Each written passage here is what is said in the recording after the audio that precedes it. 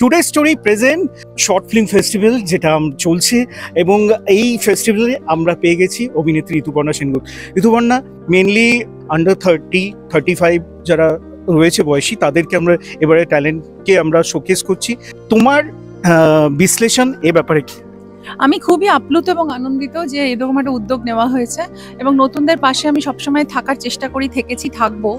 এবং সবচেয়ে বড় কথা যে রাজীব দা আমাদের ঘনিষ্ঠ একজন মানুষ এবং অত্যন্ত ভালো মানুষ, মানে ডাক্তার হয়ে উনি যে আমাদের এই প্রফেশনের ব্যাপারে উদ্যোগ নিয়েছেন, মানে এমনি তো সবার সাথে একটা ওনার সুন্দর সম্পর্ক আছে, কিন্তু তারপরেও যে এক স্টেপ এগিয়ে গিয়ে উনি এই ধরনের একটা উদ্যোগের মধ্যে নিজেকে রেখেছেন, সেটা আমার কাছে খুব বড় বিস্ময়। এবং আমি এটা পুরোপুরিভাবে রাজীবদার পাশে আছি এবং থাকবো।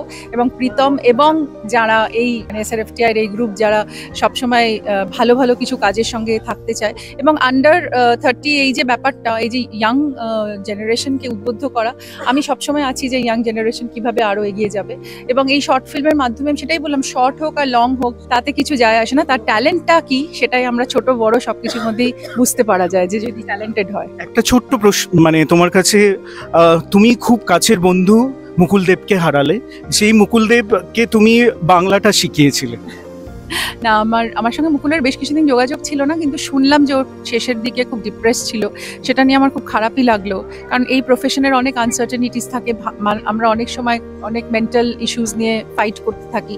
তো সেই জন্য খারাপ লাগলো। আমি আরও একটা ছবি করেছিলাম অভিসন্ধি বলে, তরুণ চ্যাটার্জি ডিরেক্ট করেছিলেন, এবং সেটাও খুব ইন্টারেস্টিং একটা ফিল্ম, যেখানে একটা স্প্লিট পার্সোনালিটির রোল করেছিল। আবার পরবর্তীকালে শুনলাম ও ডিপ্রেস ছিল। তো সিনেমায় কিরম জীবনের সাথে চলে আসে এক জায়গায়। এবং মুকুল যখন সিন আমার সাথে রিহার্সাল করতো, তখন অনেক সময় অনেক বাংলা সেন্টেন্স বা বাংলা কথা বলতাম। তো খুবই দুঃখ পেলাম ওর চলে যাওয়াতে। ওর বয়সী হয়নি যাওয়ার, আর he is a talented soul. আমাদের চ্যানেল টুডে স্টোরি এবং রাজীব শীলকে নিয়ে দুটো কথা। অফকোর্স রাজীবদার কথা তো এক্ষুনি বললাম যে হি ইজ মানে one of the fantastic people, one of the fantastic persons I've ever scene.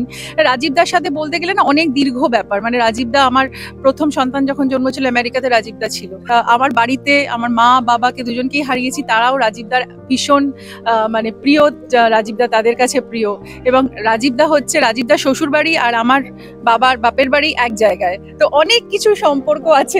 আমার শাশুড়ি ডাক্তার, রাজীবদার খুব প্রিয় মানুষ। আমার বর রাজীবদাকে দারুণ ভালোবাসে।